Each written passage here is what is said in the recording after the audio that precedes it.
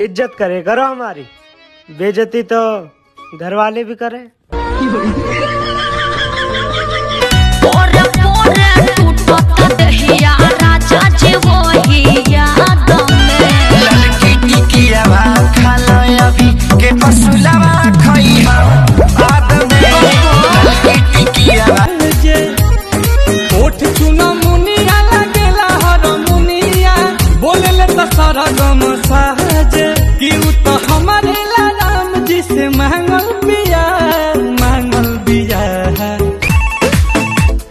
Hello hello hello hello, तुम कौन बोल रहा है? हेलो प्रिया है। अरे तू पागल है क्या? तू कहाँ फोन किया है?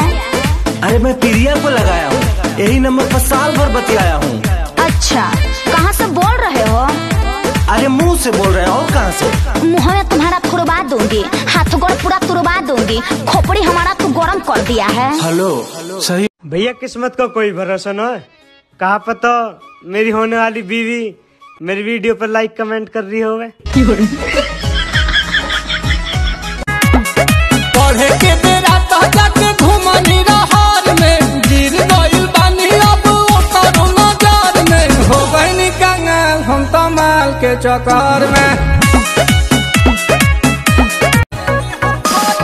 कहतारे बाबूजी ना रहे बेहद घर में, चार बेरी हो रहल आवेला दिन भर में, हो गइनी कंगाल हम तो माल के चक्कर। भैले नील कमल घर के न घाट के, अब तो